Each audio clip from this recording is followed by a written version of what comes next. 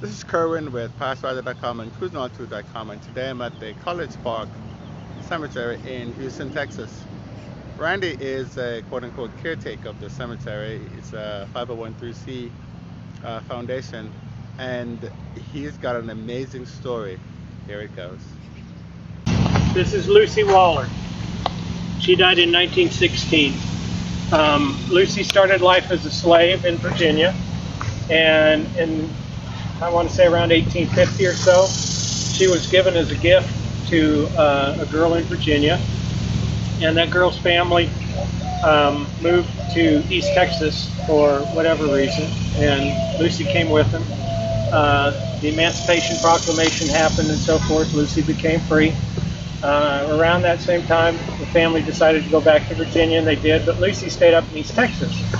And there was a family up in East Texas that was in need of help with housekeeper and being a nanny to their children and so forth.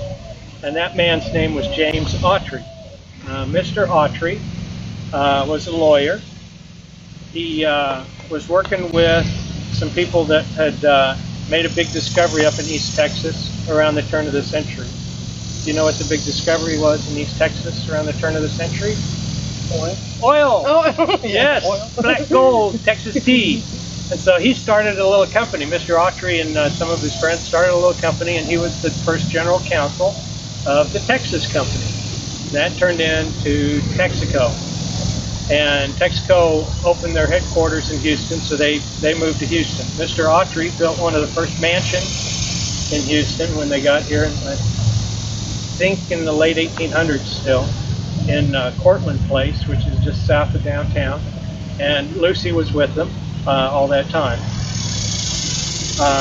Lucy helped raise the children and run the household, etc. A couple years ago, I get a phone call from a woman that says, "I'm looking for one of my ancestors." I said, and she said, "I think they're buried at College Park." I said, "Great, who is it?" She said, "Lucy Waller." I said, "Oh, good. I know where her headstone is. It's a nice one. I can find it." And so she drove out here, and I met her.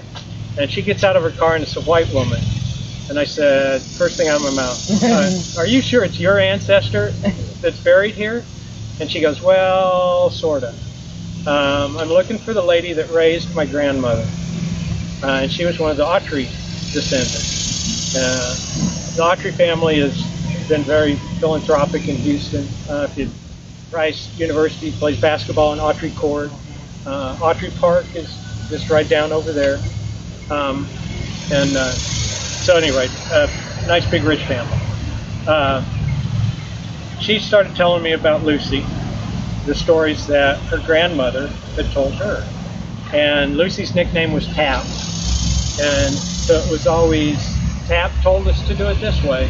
And it was things like table manners, for example. You know, things that your mother normally teaches you. Lucy taught the Autry children all of that. You know, she basically was their mother. 1916, she passed away. By then, the Autry family had a big, beautiful plot in Glenwood Cemetery, which is just over there off of Washington. And Howard Hughes is buried there. You know, there's ex-governors. It's, the elite of Houston own plots in Glenwood Cemetery. And Mr. Autry was one of them, the Autry family. 1916, black woman. Even if you're the richest man in town, you do not get her into Glenwood Cemetery. And so she couldn't get buried with the family like the Autry family wanted. And so they bought a plot for her here at College Park and put her in here. And there's the interesting part of the story, even if that wasn't interesting. If you look out at the headstones here, you see almost all of them are facing her. And that's because it's the tradition in the Baptist faith to bury people facing east. For the second coming of Christ, you're there for when the sun rises, in both senses of the word sun. Your soul is ready to go, and so you're facing east. And traditionally that happens, and you look and you can see, oh yeah, almost all of them. And Lucy, I'm sure, was a good Baptist woman, but she is not facing east. And the family chose to do this on purpose. Lucy is facing Glenwood Cemetery. where she now overlooks the grandchildren that she raised, which are buried there now for eternity. So it's a really cool love story, is what it is. And it makes you think there's 5,000 people buried here. You know, only one of them was Jack Yates. You know, we got 4,999 other people here who were all loved by somebody. And this is a really great story.